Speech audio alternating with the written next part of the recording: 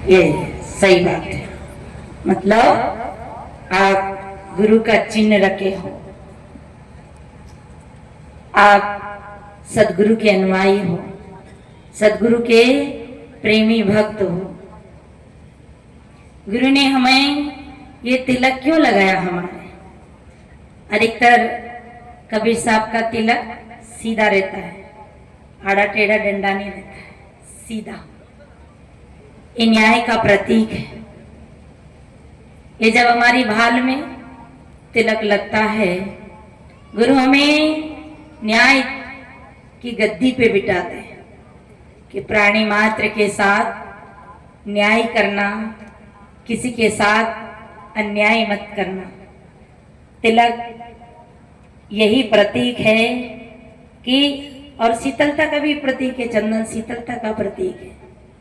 तो ज्यादा गर्मी मस्तिष्क में होती है, तो ये थोड़ा मस्तिष्क शीतल भी बना रहे। चंदन का जब हम तिलक लगाते हैं तो पर मलियागिरी की वास में वेदा ढाक पलास बेना कवना वेदिया जुग जुग रहिए पास।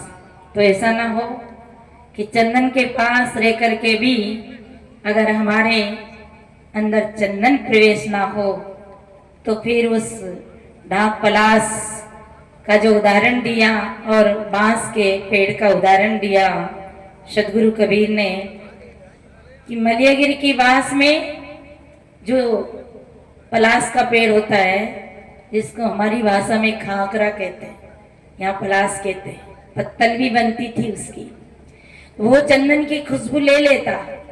चंदन के पेड़ के बगल में वो ऐसा हो जाता है कि उसी में चंदन है, और बगल में अगर बांस हो तो बांस में जरा भी खुशबू नहीं जाती। क्यों नहीं जाती?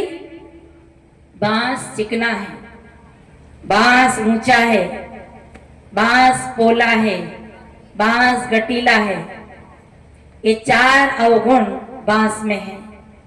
तो हम बड़े हैं, बांस जैसे ऊंचे हैं, पर अगर समाज का कोई अच्छा काम नहीं कर पाए तो उस बांस की उपमा में आते हैं।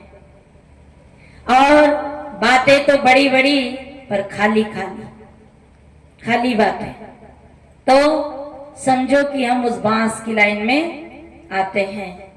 और दिखने में सुंदर पर मन में कपट की गांठ, तो फिर हम उन बांस के जैसे चिकनी चुपड़ी बातें करते हैं तो हम बांस के जैसे हैं। तो मैं तो ये निवेदन इसलिए कर रही थी कि आप सबने तिलक भी लगा रखा है और कंठी भी। अच्छे, जब हमें कंठी पहनाते हैं, गुरुदेव कंठी, एक बार में गांधी भवन भोपाल में श्री अभिलाष साहिब जी पधारे थे। मैं अपनी फैमिली को लेकर दीक्षा दिलाने के लिए ले गई। मैं नहीं जानती थी दीक्षा क्या हो। मैंने कहा साहब जी हमारे भाइयों को कंठी देना है। साहब ने विनोद में कहा बाजार में बहुत दुकानें लग रही, खरीद लेना कंठी। उन्होंने कहा बाजार में बहुत दुकानें वहां बिकती है कंठी, देखो मानो तो कंठी, नहीं तो है ये बेल की घंटी। पर ये कंठी, ये माला गुरु जब हमें मन का पहनाते, हीरा पहनाते हैं, तो हमें क्या देते हैं? दया का चिन्ह। ये दया का चिन्ह है। कई माताओं से मैं पूछती हूँ कि आपने कंठी नहीं पहन रखी गले में, तो कहते हैं साहब जी नहा रही थी तो वहां खूंटी पे टांग दी तो वहीं घूम गई। आपका रानी हार नहीं घुमा, आपके सोने की चीजें नहीं घूमी, पर कंठी घूम गई, क्योंकि उसकी कीमत आपने नहीं समझी। कि गले में गुरु नाम की माला और तिलक, चंदन, ये हमें एक गुरु का पहचान दिखाता है, भक्त की पहचान दिखाता है। तो कंठी हमें इसलिए दी, ये दया का चिन्ह है। तो सदगुरु कबीर न्यायाधीश थे, मानवतावादी थे, अक्कड़ थे, फक्कड़ थे और घुमक्कड़ थे। अकड़ी से ली थे, किसी की बात को सेज में मानते नहीं। जब तक उनके विवेक में बात नहीं तुलती तो वो मानते नहीं। अक्कड़ थे और फक्कड़ थे, कछु लेना न देना मगन रहना। वो ऐसे नहीं थे लटाधारी पटाधारी जटाधारी मटाधारी नहीं थे, वो अक्कड़ थे, फक्कड़ थे और घुमक्कड़ थे। गांव गांव गली गली में घूमते थे और वो निडर निर्भय थे, किसी से डरते नहीं। पंडित पुरोहित जो भी उनके सामने आते, हिंदू मुस्लिम सबको एक बात निर्णय की बताते हैं। जब जाति का मुद्दा उठता तो कबीर साहब कहते, हम तुम एक लोहू एक ही प्राण व्यापे मोहू, एक जनी जना संसारा कौन ज्ञान से भयो निनारा। तुम्हारे और हमारे एक ही खून है। मिट्टी पानी आग हवा सबके शरीर में 5 तत्व ही काम करते हैं। हम और तुम एक ही लोग, एक ही शरीर में त्वचा हाड़ मल मूत्रा, एक रुधिर एक गुदा, एक गुण से सृष्टि रची, को ब्राह्मण को शूद्र। अरे कौन ब्राह्मण है और कौन शूद्र है? लोग जाति पूछते हैं कि महाराज आप कौन जात के हैं। राजस्थान में हम जा रहे थे, कोटा के पास भवानी मंडी पड़ती है, एक गांव में सत्संग था। गीता साहब दो जा रहे थे, टहलते टहलते एक बाबा हमें रास्ते में मिला। कहा महाराज आप कौन दूध हो? मेरे को कहा कि आप कौन दूध हो? मैं नहीं बोली। उसने कहा महाराज आप कौन जात हो? फिर तो मुझे बोलना ही पड़ा। बाबा तो मेरी जात पूछ रहा था, पर मुझे सदगुरु कबीर का वाक्य याद आया, जाति न पूछो साधु की, पूछ लीजिए ज्ञान, मोल करो तलवार का, पड़ा रहने दीजिए म्यान। पर हम जात पूछते हैं। तो मैंने कहा बाबा आप चश्मा नहीं लगाए, जरा चश्मा लाइए, लगा के देखिए मैं बकरी जात की हूँ, भैंस जात की हूँ कि गाय जात की हूँ, कौन सी जात की हूँ, बिल्ली जात की हूँ। तो बाबा समझे कि ये समझ नहीं रही, तो कहा महाराज आप कौन दूध हो? मैंने कहा आपको कौन सा दूध चाहिए? गाय का चाहिए, भैंस का चाहिए तो आप डेयरी वाले से मिलिए, आपको दूध मिलेगा। हम मानव है, सब मानव एक है। पैर जनेऊ ब्राह्मण होना मेरी क्या पैराई, ओ जन्म की सुधरीन पुरुष है तुम पाड़े क्यों खाई। जनोई पहनने से अगर कोई ब्राह्मण हो जाता है तो साहेब प्रश्न करते हैं कि पैर जनोई ब्राह्मण होना मेरी क्या पैराई, ओ जन्म की सुधरीन तू पुरुषे तू पाड़े क्यों खाए। अर्ध शरीरी नारी बकानी कहते हैं कि सुन्नत कराए तुरक होए, सुन्नति कराने से तुरक हो जाते हैं, तो आपकी नारी की सुन्नत नहीं होती है। अर्ध शरीरी नारी बकानी ताते हिंदू रह गई, वो तो हिंदू ही रह गई। इसलिए कबीर साहब मानवतावादी महापुरुष थे और उनने न्याय की बात की, न्याय का डंका बजाया। आप किसी भी ये मत समझना कि ये वंश वाले हैं, ये पारकी हैं, ये फलाने हैं, सब हम एक हैं। अपनी अपनी पद्धति के अनुसार, अपने अपने विश्वास के अनुसार, श्रद्धा के अनुसार साहेब को मान रहे हैं। पर जो न्याय की बात करें, यथार्थ बात करें, निर्णय की बात करें, वही सदगुरु कबीर का पक्का अनुयायी है।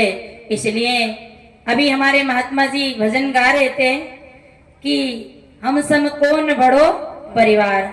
हमसे क्या पूछते हैं? हमारी ये छोटी सी बिमला है, मेरे से इधर के लोग कहते हैं साहिब जी ये आपकी छोरी है, मतलब छोरी लड़की, साहिब जी आपकी छोरी है। मैंने कहा हाँ मेरी छोरी है। अब कई इधर कहते हैं आपकी टूरी है नहीं, ऐसे ही पूछते हैं। ये पूछते हैं कि आपकी शादी हुई कि नहीं, शादी की पूछते हैं। मिले ही संत वचन दोई कहिए, मिले असंत मौन होए रहिए। पंडित से बोलिए हितकारी, मूर्ख से रहिए झक मारी। कहीं कबीर अधगट डोले, पूरा हुए विचार ले बोले। हमारे आगे समस्या खड़ी कर देते हैं। पहले जात पूछते हैं, फिर शादी पूछते हैं, फिर बेटे बच्चे पूछते हैं। बताओ, इन्हें तो हम छोड़ के, त्याग करके, संसार से उपराम होकर के और इस लाइन में आए। अगर बच्चे होते, शादी ब्याह होता, बीवी बच्चे वाले होते तो चलो फिर आप भी हमारे साथ, हमें जैसे आप भी चल सकते हैं ना, ऐसे नहीं होता है। संत मिले तो ज्ञान की बातें पूछो, जाति मत पूछो।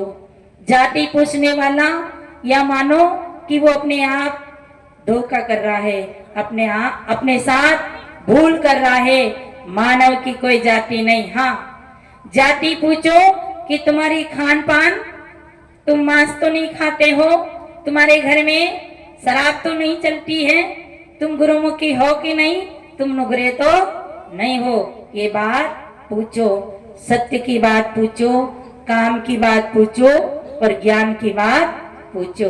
तो सदगुरु कबीर साहब न्यायाधीश थे, मानवता का पथ, मानवता की भूमि पे लाने वाले संत सम्राट सदगुरु कबीर थे। तो आइए एक भजन सुन लेते हैं।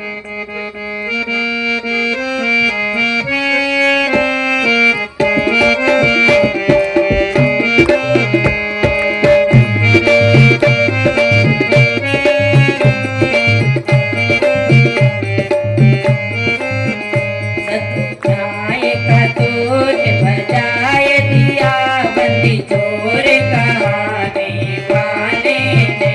सत्य न्याय का तोर बजाए दिया, बंदी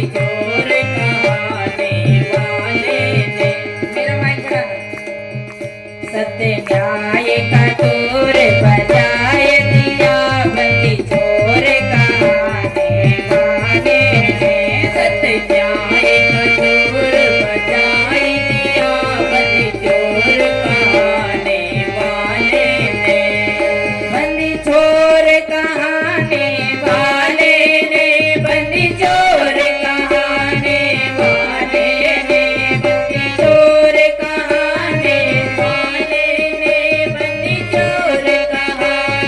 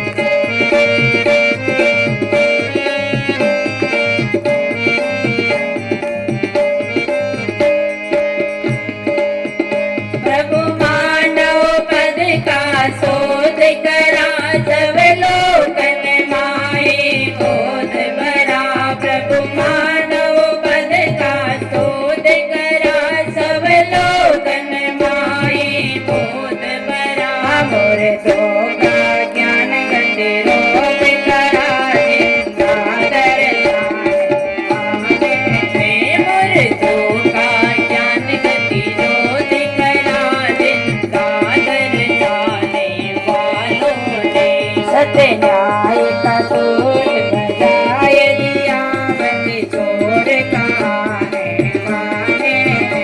सत्य न्याय का सुर बजाए दिया बंदी चोर कहाने वाले ने। बंदी चोर कहाने वाले ने, बंदी चोर कहाने वाले ने, बंदी चोर कहाने वाले ने, बंदी चोर कहाने वाले ने।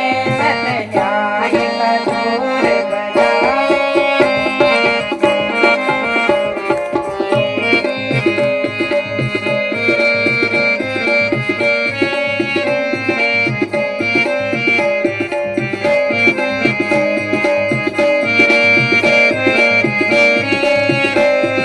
चोर कहाने वाले ने।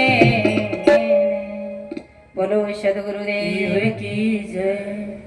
भजन मैंने पूरा नहीं किया क्योंकि भजन बहुत हो गए और आप लोग को लग रहा होगा आज फिर भजन चालू है। तो साहिब कहते हैं, तो मैं क्या बता रही थी, गले में कंठी और कंठी है दया का चिन्ह। तो पहली दया हम अपन पे करें, निज दया और पर दया। सदगुरु कबीर के बीजक के बाहर की शाखी है, जहां दया ता धर्म है, जहां लोभ ता पाप, और जहां क्रोध ता काल है, और जहां क्षमा ता आप। ये चार बातें हैं, बड़े ध्यान से सुनना। आपके सारे मंत्र फेल हो जाते हैं अगर सदगुरु कबीर की एक साखी के चार वाक्य जिंदगी में उतर जाते हैं तो सारे मंत्र फेल हो जाते हैं। और ये चार शब्द भी हमारी जिंदगी के महामंत्र है। सदगुरु कहते हैं जहां दया, इसलिए पहले क्या पहना है हमको, कंठी की दया का चिन्ह है। तो दया किस पे करें, पहले हम अपने आप पे दया करें, क्योंकि अपनी दया अपन को सुख देती है, अपना ज्ञान अपन को दुख देता है, अपनी हिंसा अपन को दुख देती है। तो पहली दया तो हम अपन पे ही करें, अपने आप पे दया करें, क्योंकि दया ही धर्म का मूल है। तुलसी महाराज ने भी कहा है, दया धर्म का मूल है, पाप मूल अभिमान। तुलसी दया ना छाड़िए जब लग घट में। अगर आपको कोई दुख देता है, गाली देता है, आपसे लड़ने आता है, तो आप क्या कहते, भैया दया कर छोड़ दे हमें। पर आप शराब की बोतल पी के आते हो और आप सिर फुड़ा के आते हो, हाथ पांव तुड़ा के आते हो, तो आपकी माँ कहती है कि बेटा मोरे पे दया कर, मुझे जीने दे। और इस इच्छा से, इस आशा से तुझे मैंने पैदा नहीं किया, जरा मेरे पे दया कर।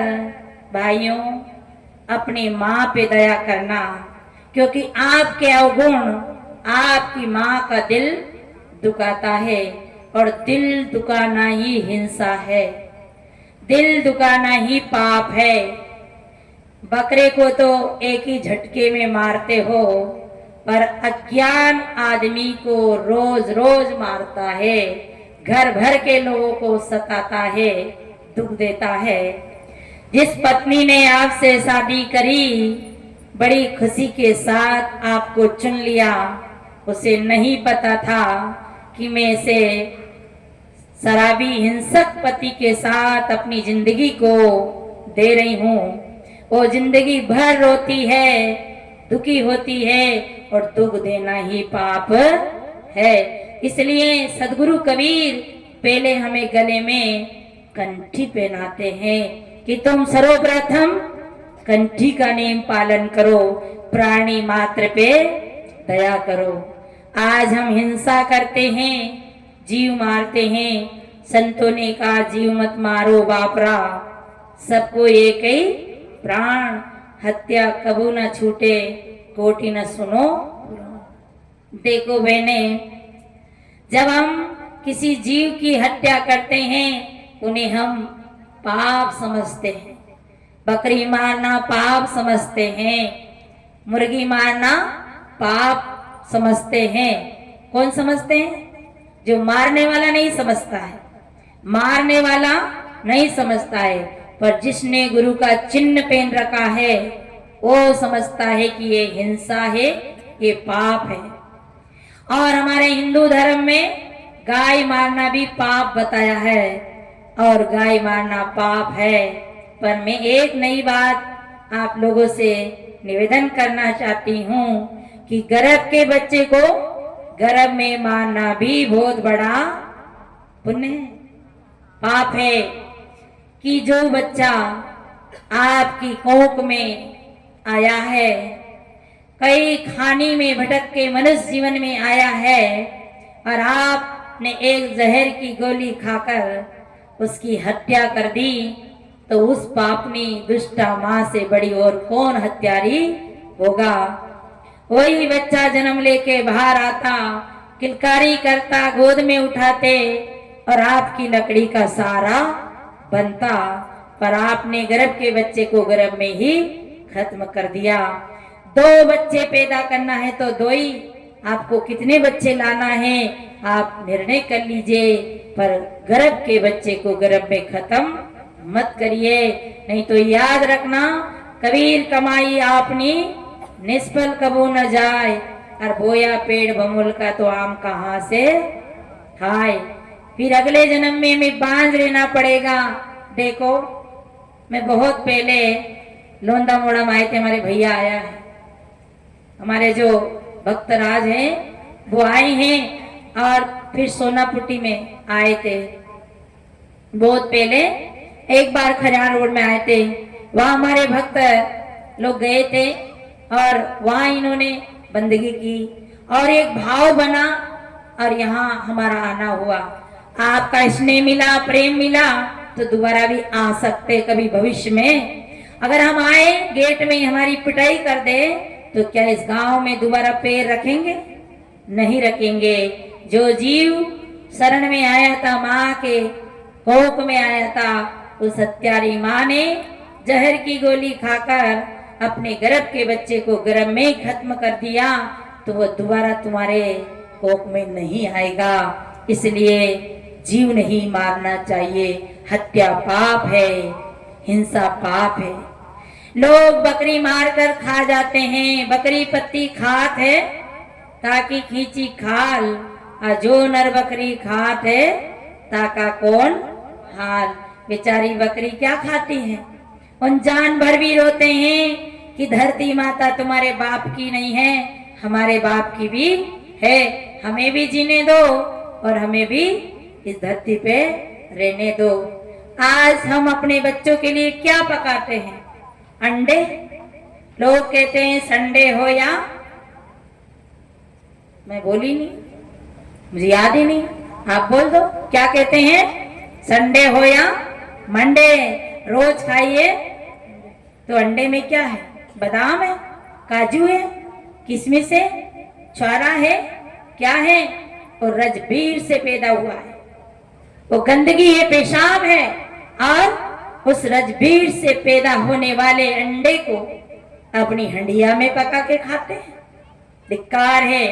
हमारे शरीर में फोड़ा हो जाता है, मवाद भर जाता है, तो डॉक्टर के पास जाते हैं, सफाई करवाते हैं, डॉक्टर रुई से साफ करते हैं, डिटोल लगाकर साफ करते हैं, धोते हैं, वो खाते थोड़ी हैं।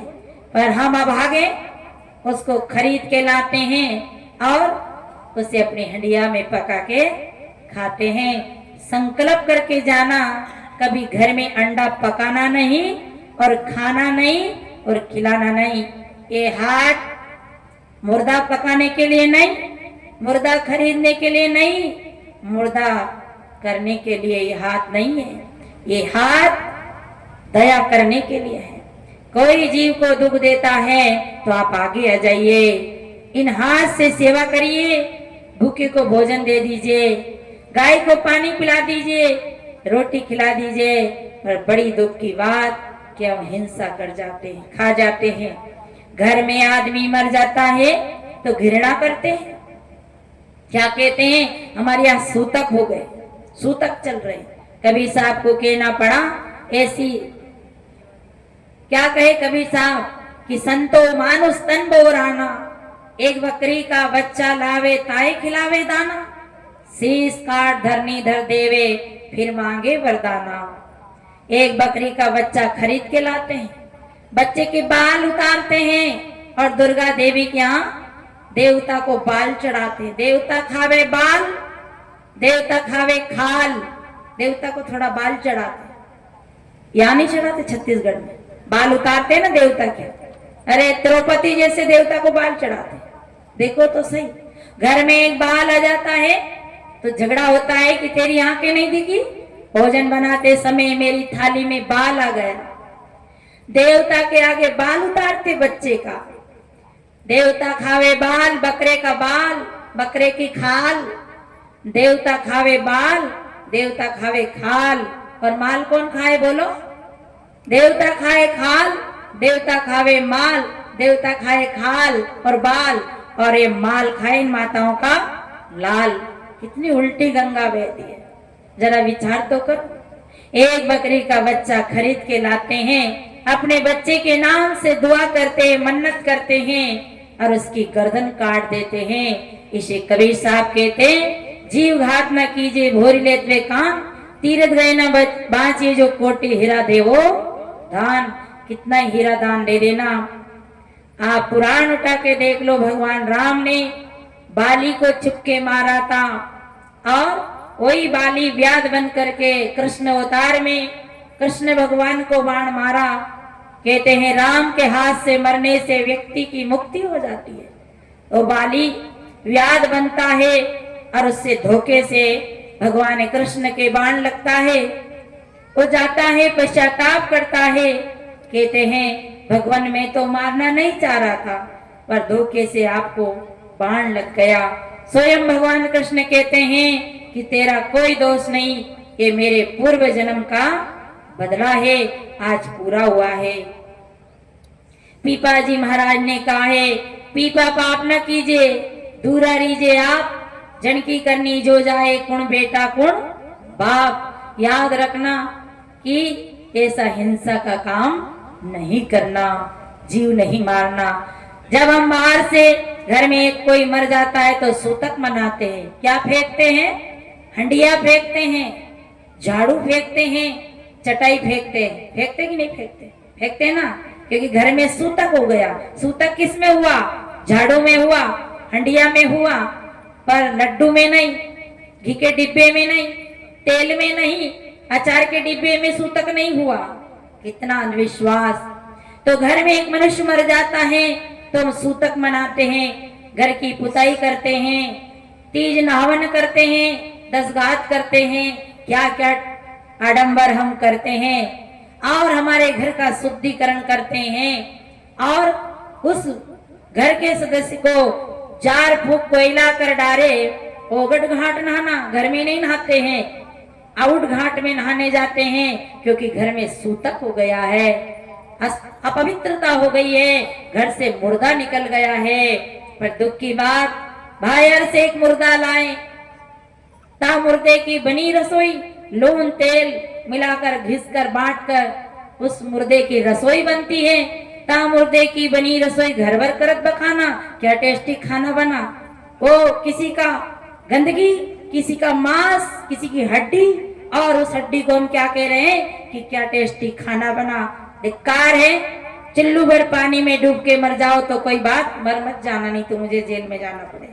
ये तो मैं बता रही हूँ कि चेत जाओ तो चेत जाओ।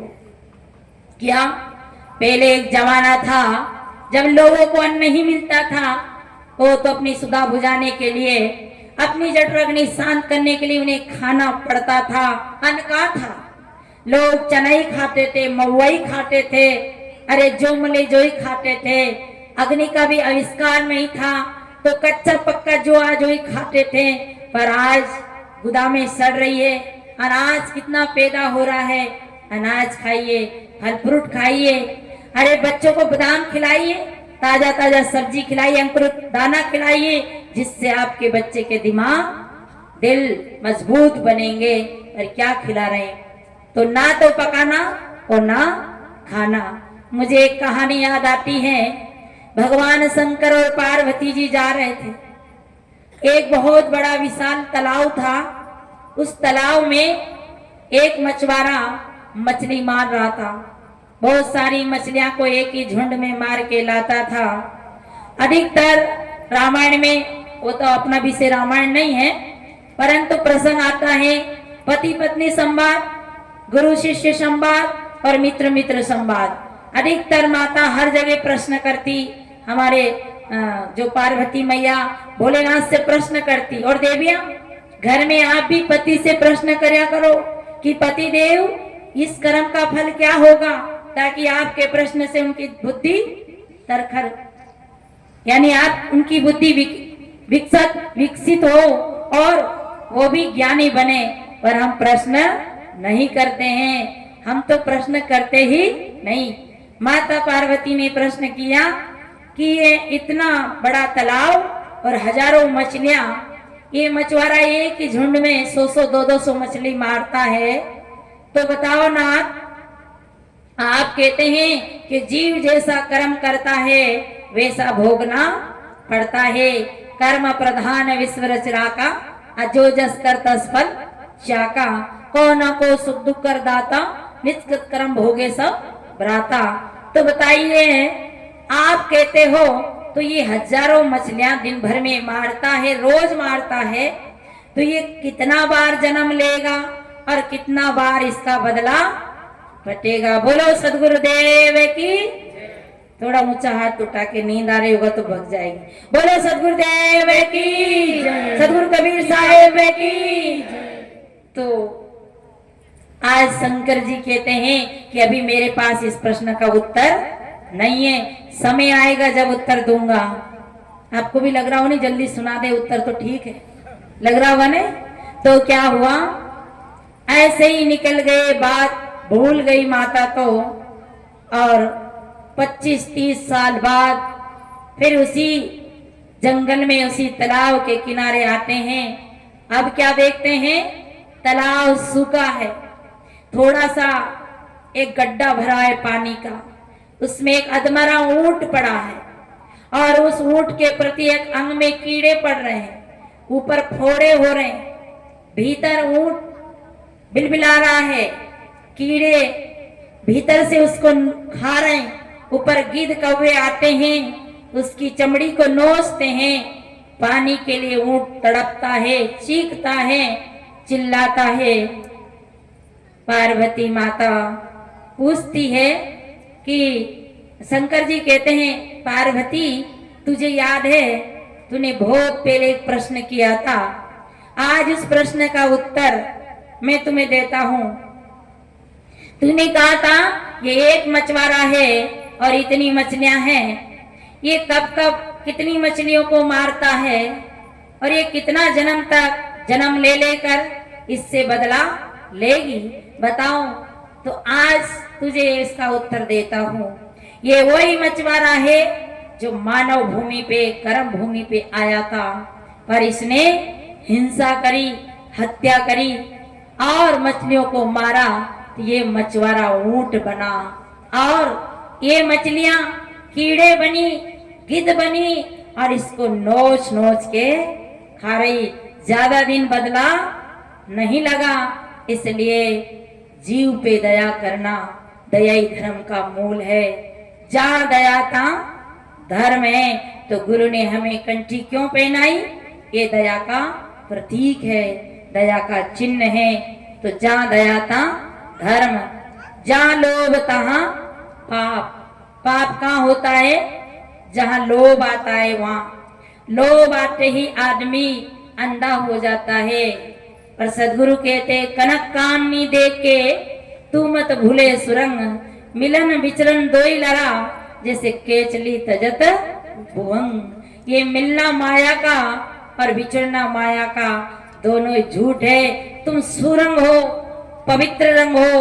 तुम्हारा जो अंदर वाला साहिब है, चेतन है, वो बड़ा सुंदर है, पर लोभ और मोह में पड़ करके हम गलत कर लेते हैं। एक आदमी के बटुआ गिर गया, रास्ते चल रहा था, उसमें 1000 रुपया था। वो आदमी कहता है कि मेरा जो बटुआ मिल जाएगा तो मैं उसको 100 रुपया इनाम दूंगा। अब उस जमाने में 100 ही बहुत बड़ी बात थी। 100 रुपया इनाम दूंगा। तो एक गरीब आदमी को, साधारण आदमी को, सरल स्वभाव के आदमी को बटुआ मिला। वो निर्लोभी था, उसके कोई लोभ नहीं था। उसने कहा कि भैया ये तेरा बटुआ, इसमें 1000 रुपया है। वो आदमी कहता है, विचार करता है कि अब 1000 रुपया इसने मुझे दे दिया, अब 1000 के रुपया में से 100 का नोट निकाल के इसको देना पड़ेगा, तो कितना बच जाएगा? 900। तो वो क्या कहता है कि देख भैया, मेरे पर्स में, मेरे बटुए में 1100 रुपया था, 1100। वो कहता है भैया मैं हाथ जोड़ू, तेरे पर्स में तो केवल 1000 रुपया था। वो कहता है झूठ बोलता है, अरे इसमें तो 1100 रुपया था, 1100।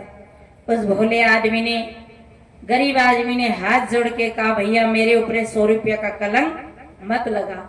वो क्या कहता है, कलंक नहीं लगा रहा हूं, जो मैंने 100 रुपया इनाम देने की बात कही थी ना, तो वो जान लो कि मैंने आपको इनाम दे दिया 100 रुपया। क्या सच्चे आदमी का दिल मानेगा? सच्चा आदमी कभी भी स्वीकार नहीं करेगा। सांच बराबर, सत्य बराबर, बोल दो ना, याद है?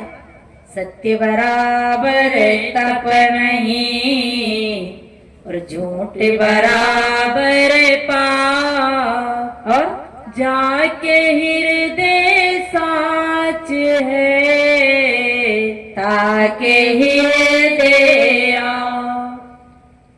ये साखी याद रखा करो, हैं तो बच जाओगे बुराइयों से। जब झूठ बोलने का नंबर आए, ये साहब की साखी याद कर लो। क्या क्या शब्द बोले हैं, कैसे कैसे शब्द बोले हैं। गुरुवर कबीर ने हमें पदे पदे बचाया है।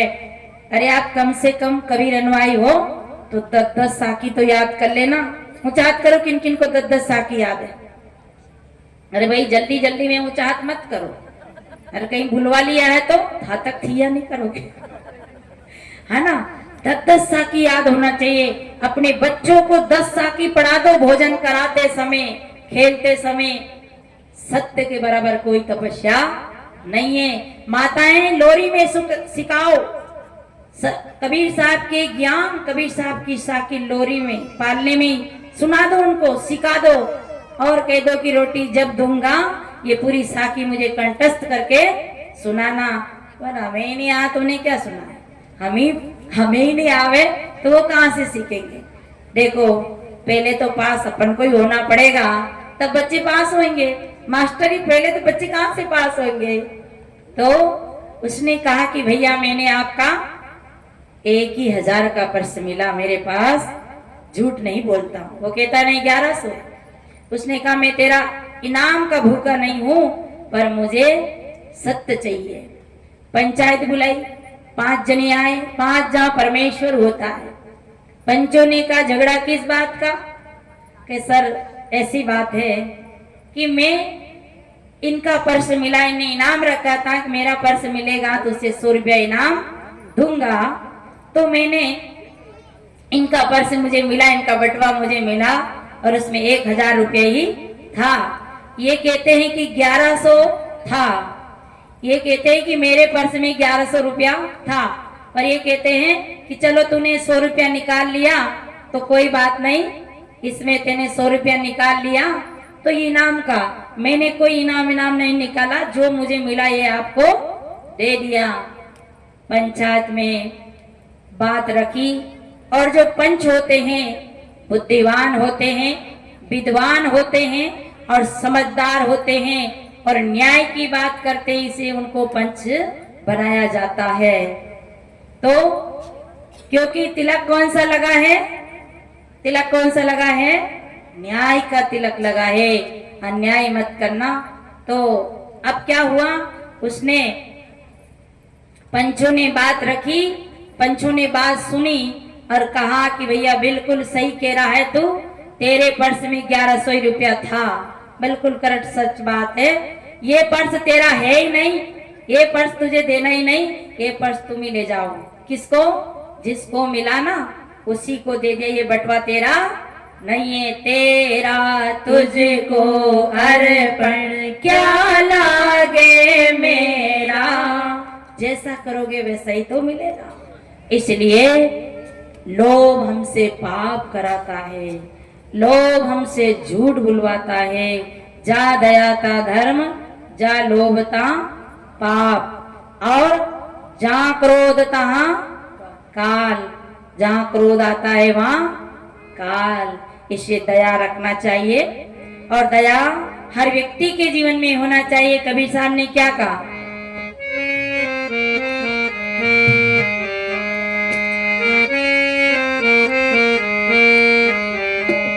मुगड़ा क्या देगे दर्पण में, तेरे दया धर्म नहीं मन में। मुगड़ा क्या देगे दर्पण में, तेरे दया धर्म नहीं मन में। मुगड़ा क्या देगे दर्पण में, तेरे दया धर्म नहीं मन में।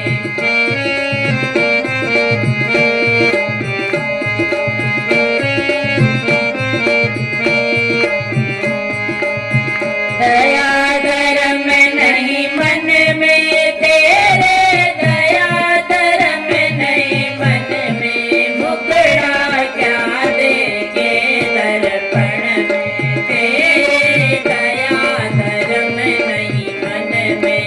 मुगड़ा क्या देगे दर्पण में, तेरे दया धर्म नहीं मन में।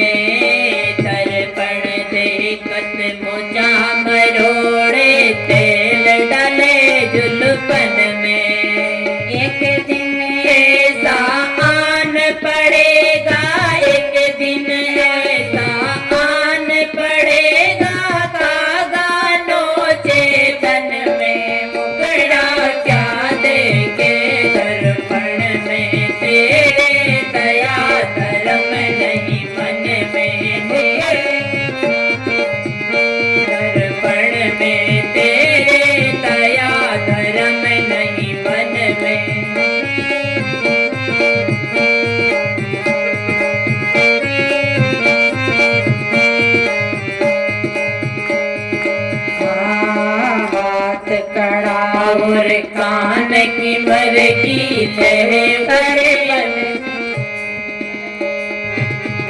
हाथ कड़ा और कान की मर की ले उतरे पल छिन में काजी काया काम न आवे काजी काया काम न आवे नंगी तरे आंगन में मुकड़ा व्याद के दर्पण में तेरे दया धर्म नहीं मन में मुकड़ा व्याद के दर्पण में तेरे दया धर्म नहीं मन में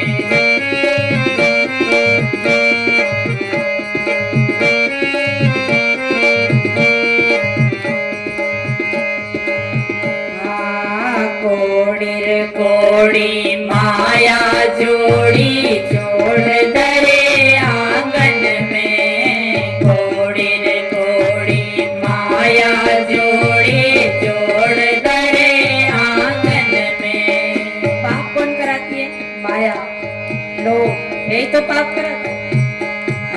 कोड़ी रे कोड़ी माया जोड़ी जोड़ दरे आंगन में खेत कबीर सुनो भाई साधु खेत कबीर सुनो भाई साधु रे गई मन के मन में मुकड़ा क्या देखे दर्पण में तेरे दया धर्म नहीं मन में क्या देखे दर्पण में तेरे दया धर्म नहीं मन में मुकड़ा क्या देखे दर्पण में तेरे दया धर्म नहीं मन में मुकड़ा क्या देखे दर्पण में तेरे दया धर्म नहीं मन में मुकड़ा क्या देखे दर्पण में तेरे दया धर्म नहीं मन में सदगुरुदेव की जय। जहाँ दया था धर्म और जहाँ लोभ तहाँ पाप, और जहाँ क्रोध तहाँ काल, और जहाँ क्षमा तहाँ आप। जब क्रोध आ जाता है तो समझ लो कि काल है, क्रोध नहीं है काल है, ये जंजाल है। शिव दुर्वासा क्रोध बस हुए बेहाल है। इसलिए कल या परसों सुना था ना, एक गरम तो एक नरम। अगर पत्नी की आंखें लाल दिखे तो समझ लो कि खतरे के निशान है। आगे ट्रेन आ रही हो और पटरी क्लियर ना हो तो कौन सी झंडी से ट्रेन रोकते? लाल झंडी। गाड़ी रोक दो। और आप चौराहे पे गाड़ी चलाते हो, लाल बत्ती जलती है तो गाड़ी को चलाते हो। सरकार भी आपको समझा रही है कि लाल बत्ती इसलिए निशान है कि खतरा है। पति की आंखें लाल तो पत्नी समझ जाए कि खतरे के निशान है, बोलना नहीं है, चुप हो जाना है, मौन हो जाना है। ऐसे नहीं मन मानता है तो दांत बंद करके पीछे से जीभ टका दो, बोलो ही मत। जब तक थोड़ा उनका पावर कम ना हो ना, जब तक ना बोलो। एक गरम तो एक नरम, और दोनों ही गरम गरम हो जाए तो फिर तो भैया भूकंप आ जाएगा। कभी पत्नी गरम, कभी पति गरम।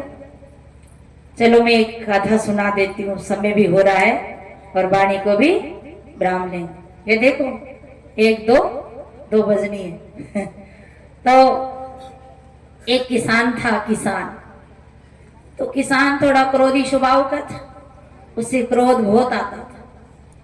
अब एक दिन क्या हुआ, पहले जमाने में कपड़े कम होते थे और नदी में तालाब में नहाने जाते थे, अभी भी जाते हैं आपके छत्तीसगढ़ में।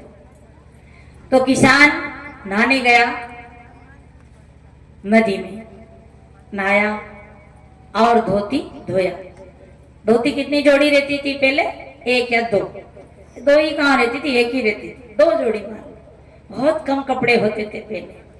अब तो इतने कपड़े हैं कि कौन सा कपड़ा पहने यही सूझ नहीं पड़ती है। ये पहनूं कि ये।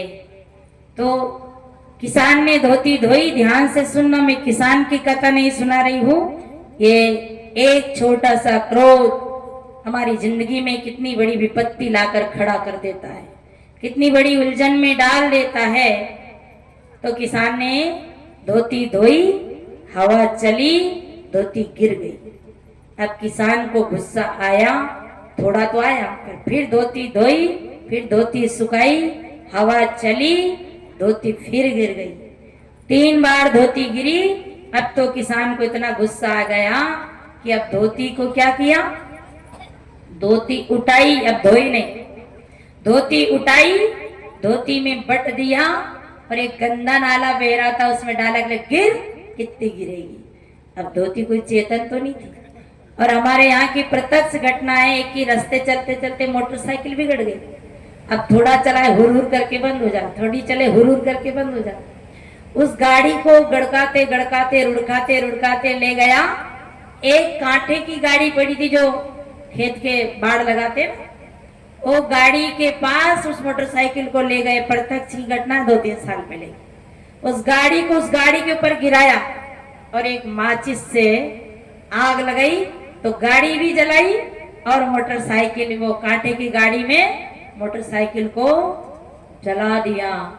छोटा सा क्रोध लाखों का नुकसान कर जाता है। छोटा सा क्रोध जिंदगी भर जेल में सड़ा देता है। छोटा सा क्रोध भाई भाई में बोला चाला बंद कर देता है। छोटा सा क्रोध इतनी दूरियां बना लेता है कि जिंदगी भर बेर पालते। तो किसान को गुस्सा आया और धोती को नाले में डाल दिया। अब घर में आया, भूख लग रही थी। अब भूख लग रही थी, पत्नी से कहा जी भोजन बन गया। पत्नी ने कहा बर्तन साफ करे, झाड़ू लगाए, गोबर उठाए, कचरा झाड़े और अभी कहाँ भोजन बन गया। थोड़ी कड़क बोली। पति को भूख लग रही थी, उधर धोती ने परेशान किया था, गुस्सा तो आ ही रहा था। एक डंडा उठाया, एक डंडा चमका दिया। पत्नी को गुस्सा हुआ, भोंदू बिना कारण मुझे मार पीटी, अब मैं तो रोटी बना के देने वाली नहीं है। अब क्या है, सूत्र याद रखना, जहां क्षमा था आप है।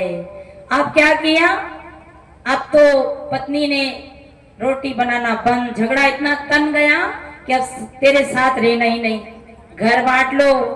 घर लंबा सा घर था, एक ही घर तो रहते थे पहले, तो आधा घर पत्नी का और आधा घर पति का। आटा दाल चावल सब बट गया और पीछे लग गई टाटी। टाटी जानते हो, घास फूस की टाटी, इधर पत्नी इधर पति। अब पर्दा लग गया समझो। अब पति क्या करे, कभी रोटी, देखो भाइयों इनसे झगड़ना नहीं। अगर आपको है ना इडली डोसा खाना है ना, सुनते हो घासी राम जी भैया अगर इडली डोसा खाना है, बढ़िया बढ़िया दाल चावल हलवा पूड़ी खाना है तो माताओं से लड़ना नहीं तो चूल्हे में कंडा लगाते नहीं आओगे, था तक थिया करोगे। ध्यान देना। पत्नी ने आटा दाल सब बटा लिया, भूख लग रही थी, अब वो पानी भरने चला। अब पानी, पहले के दरवाजे छोटे होते, अब पानी भरने चला, घड़ा धर के सिर पे लाया। देखो क्रोध में क्या क्या समस्या होती है। ये कहानी नहीं है, ये हम सबके जीवन की कथा नहीं है, व्यथा है। अब वो पानी भर के लाया पर उसे झुकने का आइडिया नहीं था, झुकू कैसे, झुका नहीं। वो उसमें चौकट में टकराया तो सिर फूट गया और घड़ा नीचे रखा, कुल्हाड़ी लाया और दे दरवाजा को तोड़, क्या लगेगी। अब दरवाजा को चेतन थोड़ी है, तोड़ दिया दरवाजा। अब भोजन बनाने लगा। बड़े ध्यान से सुनना, ऐसी गड़बड़ी आप लोग नहीं करना। अब भोजन बनाने लगा तो गुस्से में पानी डाला आटे में, तो आटा हो गया गीला और ज्यादा आटा भी नहीं था क्योंकि पड़ोसी ने बटा लिया था, आटा कम ही था। आज चूल्हा जलाने लगे तो चूल्हा बुझ जाए। सोचा कोई बात नहीं, आटा गीला हो गया तो गीला का बना लेंगे चीला। चीला खाते हैं छत्तीसगढ़ में, चीला बनाने लगे तो चीला का भी तरीका होए, थोड़ा कम पानी थोड़ा और डले। अब चीला में पानी डालने लगा तो चीला वो इतना हो गया और ज्यादा गीला हो गया। अब वो चीला बनबो न करे, तवा में जाके फंस गया, लस पस, इधर निकले ना इधर। अब भूख तो सता रही साहब, करे क्या, पड़ोसी से बोल नहीं सकते। पड़ोसी कौन? उसकी पत्नी, क्योंकि उसको डंडा मार दिया। अब चूल्हा में फूंक दे, चूल्हा बुझ जाए। अब गुस्सा आया, मटका उठाया और आधा मटका चूल्हे में डाल दिया, अगले बुझ, इतना बुझेगा। पूरा चूल्हा बुझा दिया। अब भूख तो लग रही थी, कहीं कच्चा और कहीं पक्का, कहीं तवा में चिपक रहा था, वो निकाल नुकुल के खा गए। खाया तो क्या हुआ, भीतर जाके चक्का जाम। इधर निकले ना इधर। अब क्या करें, डॉक्टर के पास गया, हाजमा की दवा खाई, पेट की सफाई हुई। अब सोचने लगा कि भैया पड़ोसी से लड़ाई करके तो, और ऐसा आप लोगों की जिंदगी में जरूर होया होगा कभी ना कभी, पति पत्नी में झगड़ा होया ना, तब सोचते बोल लेते तो ठीक, बहाना से बोलते, तेरी मम्मी से कह देना मैं वहां जा रहा, तुम बोलते ना मम्मी से क्या लेना देना, पर बहाने से बोलते हैं, एकता करते। अब कैसे बोले पड़ोसी से, अब वो तो बढ़िया आइटम बना, कभी बैठ गई और उन्हें तो बढ़िया गरम गरम पूड़ी निकाल ली और चटनी पीस ली सिल में, अकल है। और बेचारी ने सबर भी खाई, मार भी खाई, बढ़िया बैठ के और वो पूड़ी खाने लगी। अब ये क्या करे, अब इस तो भूख के मारी मरा जा रहा। डॉक्टर के पास गया, पेट की सफाई करी, और जब आया तो क्या कहता है टाटी की आड़ में, सुन लो ध्यान से, ए रे पड़ोसी कर लो एकता। टाटी की आड़ में से कहता है, डायरेक्ट नहीं बोलता, ए रे पड़ोसी कर लो एकता, मतलब बोलना चाह रहा हूं उससे। तो उधर से पत्नी क्या कहती, मूर्ख कहीं का, एकता करता तो ये टटिया क्यों टेकता, जब तुझे एकता ही करना था ये टाटी क्यों टेकी। तो देखो, लड़ना कोई बुरी बात नहीं, पर बेर मत रखना। क्रोध करना, क्रोध आ जाए पर क्रोध की पत्नी को मत आने देना।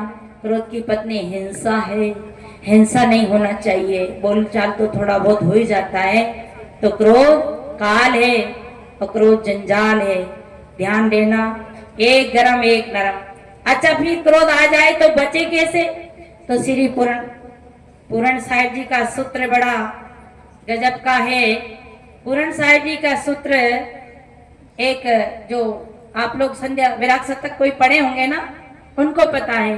पूरण साहिब जी ने बहुत सुंदर सूत्र दिया, निच कर लागे निज तन, अंगुरिया गई निज आंख, घसन चबाए जीव, निज काको क्रोध कर भाग। देखो, भोजन करते करते अपनी जीभ कटी कि नहीं कटी, एक आध बार कटी भैया, कटी ना, हेमलाल भैया बताओ कटी, हाँ कटी, क्योंकि भोजन करने में जीभ कट जाती है, कभी कभी मसोड़े कट जाते हैं। किसने काटी जीभ को, किसने काटी, दांत ने, हथौड़ी लाके तोड़ो, पर नहीं तोड़ते हैं। क्यों नहीं तोड़ते हैं, बताओ क्यों नहीं तोड़ते हैं, कि दांत भी हमारे और जीभ भी हमारी, कैसे तोड़े। कभी कभी दीवार से टकरा जाते हैं तो वहां हम क्या करते, गम खाते हैं, गुस्सा नहीं करते हैं, क्योंकि जीभ हमारी और दांत भी हमारे। ऐसे ही माँ हमारी, पिता हमारा, पत्नी हमारी, सब तो हमारी स्वजाति के हैं। किस पे गुस्सा करे, कहीं गलती होती है तो क्षमा कर दो। क्षमा बड़न को चाहिए, छोटन को उत्पात, क्या विष्णु का घट गया जो भृगु ने मारी लात। इसलिए हमें क्षमा कर देना चाहिए, क्षमावान बनना चाहिए। क्षमावान सबसे बड़ा गुण है। अपराध करने वाला बुरा नहीं, और अपराध करने वाला बड़ा नहीं, बड़ा वो होता है जो क्षमा कर दे। और क्षमा करने से, देखो पेड़ में आप पत्थर मारते हैं, पर पेड़ आपको क्या देता है, फल देता है। और अगर हमें कोई पत्थर मार दे तो उनकी जान ही निकाल लेते हैं, हम तो उनकी जान ही निकाल लेते हैं। इसलिए साहेब हमें बहुत बड़ा मंत्र दिया कि जहाँ दया ता धर्म है, जहाँ लोभ ता पाप, जहाँ क्रोध तहाँ काल है, जहाँ क्षमा ता आप। अभी इस साल हमारे एमपी में इतनी बढ़िया सुंदर फसल की, सोयाबीन की फसल, और जैसे फलियां आई दाने बनने लगे, और क्या हुआ कि दाने एक भी नहीं बना। और जहाँ 5-5, 6-6 ट्राली सोयाबीन निकलती थी, वहाँ एक एक ट्राली निकली। तो लोग किस पे केस करे, किससे झगड़े। प्रकृति दंड देती है तो हम सब्र कर लेते हैं, बीमारी आती है, डॉक्टरों को हम पैसा देते हैं, इलाज करा लेते हैं, पर कोई 100 रुपया का नुकसान कर देता है तो महाभारत कर लेते हैं। इसे क्षमा का भाव बनाना चाहिए। क्रोध से कभी भी, हिंसा से कभी हिंसा नहीं रुकती, गुस्सा से कभी गुस्सा नहीं रुकती।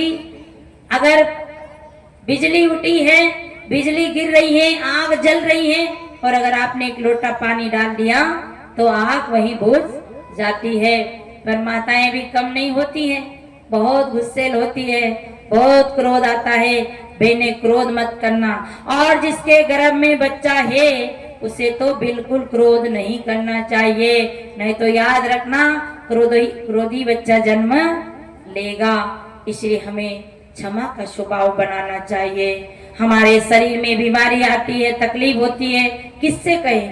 कोई नहीं चाहता है, फिर भी तकलीफें हो जाती है, हानि हो जाती है, लाखों लाखों का धन वैसे ही बर्बाद हो जाता है। पर जरा सी बित्ता बित्ता जमीन के लिए हम लड़ जाते हैं। हम राम के नाम की दीपावली मनाते हैं, पर उन भाइयों की याद नहीं कर पाते हैं। इसलिए एक दूसरे में क्षमा का भाव होना चाहिए, करुणा और प्रेम का भाव होना चाहिए। तो साहेब कहते कि जहाँ दया ता धर्म, जहाँ लोभ वहाँ पाप, और जहाँ क्रोध तहाँ काले। ओला बरसता है, फसलें टूट जाती है, फिर उसे क्या करना पड़ता है? गलना पड़ता है। ऐसे झगड़े इतने बढ़ जाते हैं, कचहरी तक केस चला जाता है, और फिर क्या होता है? 10-10, 20-20, 50-50 हजार लगाने के बाद फिर आपस में क्या करते हैं? क्या करते हैं?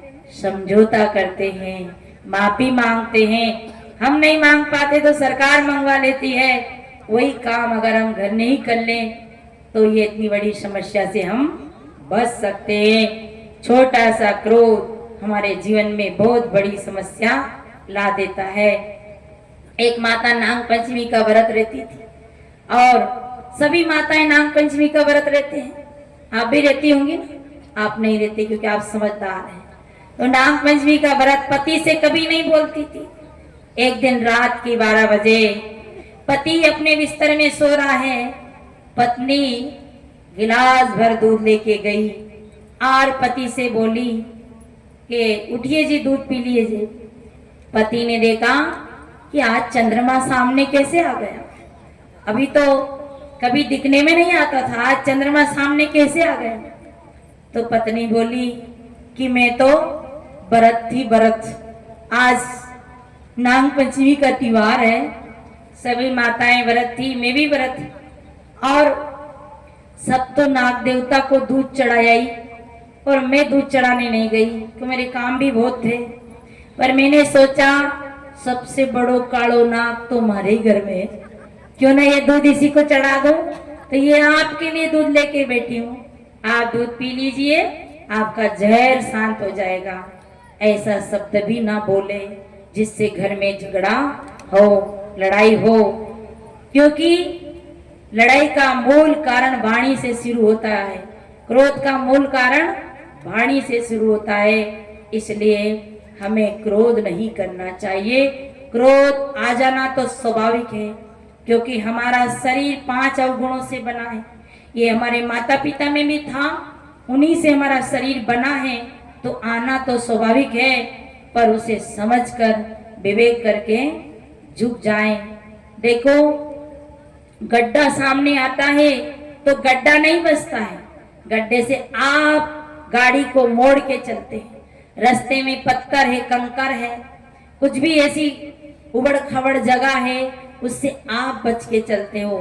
सामने वाला उबड़ खबड़ स्वभाव का है तो उनसे हमको बचना है, वो नहीं। सदगुरु श्री कबीर साहब कहते हैं, वे तो वैसा ही हुआ, तुम तो अयान, ते गुणवंता वे निर्गुणिया, मत एके में शान। अगर सामने वाला निर्गुणिया है तो तुम तो गुणवान हो, बुद्धिवान हो। निर्गुणिया के साथ में फंसकर अपनी हानि नहीं करना। देखो, एक भगोनी में दूध हो और एक भगोनी में छाछ हो, ध्यान देना, और छाछ की भगोनी में दूध डाल दो, छाछ जिसमें रखी थी ना उस भगोनी में दूध डाल दो तो क्या होगा, दूध फट जाएगा। वैसे तो दूध में छाछ डलती है, पर तरीके से थोड़ा गरम करो, थोड़ा ठंडा करो, फिर उसमें 2 चम्मच छाछ डालो तो वो दूध क्या बनता है, दही। और दही से क्या निकलता है, घी। घी छाछ मट्टा सब काम आता है। पर जो भगोनी छाछ की पड़ी है और उसमें दूध डाल दिया तो दूध बिगड़ेगा कि छाछ? क्या बिगड़ेगा? दूध बिगड़ेगा ना, क्योंकि दूध सही था, छाछ तो पहले ही से खराब है। तो जिसका खराब स्वभाव है उसके साथ में अपने सुंदर स्वभाव के व्यक्ति को बच के चलना चाहिए। एक गधा जा रहा हो, एक गधा जा रहा और गधा के पीछे आदमी जा रहा और आदमी को गधा ने लात मार दी। ध्यान से सुनना, सूत्र है बचने के लिए। आदमी को गधे ने लात मार दी और आदमी ने भी गधे के लात मार दी, तो बताओ गधा कौन हुआ? गधा कौन हुआ? भाई गधा का काम तो लात मारने का है, वो तो ठहरा गधा। पर आदमी ने भी गधा के लात मारी तो वो भी गधा। गाली देने वाले के साथ हमने भी गाली दी तो फिर उसमें हमें फर्क ही क्या रहा। सासू जी अगर आपको कुछ कहती है तो अगर आप गुणवान बहू है तो गम खा ले, सबर खा ले। गम समान भोजन नहीं जो कोई गम खाए। और क्या कहा कि वो अमरीश गम खाए और दुर्वासा बिलबिलाए। इसलिए गम खाएं और क्रोध ना करें। क्रोध हमारा शत्रु है। कोई शत्रु है या ना है, पर क्रोध हमारा शत्रु है। क्रोध आए तो थोड़ा ध्यान कर लो, कोई एक साकी बोल लो, कुछ मंत्र पढ़ लो, मौन हो जाओ, थोड़ा वहां से टल जाओ, हट जाओ। थोड़ी देर के बात है, फिर बादल एक जैसे नहीं होते। देखो आदमी के अंदर कभी तमोगुण आता है, कभी रजोगुण आता है, कभी सतोगुण आता है। सभी एक जैसे नहीं रहते हैं। सुबह क्या था, सूर्य निकला था तो सुबह सतोगुण था। अब थोड़ा जैसे दिन चढ़ा ना तो क्या हो गया, त्रेता आ गया, अब द्वापर आ गया और शाम के क्या आ जाएगा, बुढ़ापा आ जाएगा। ऐसे ही कभी रजोगुणी मन होता है, कभी तमोगुण, कभी सतोगुण। इसलिए हमें सतोगुण में ज्यादा रहना है।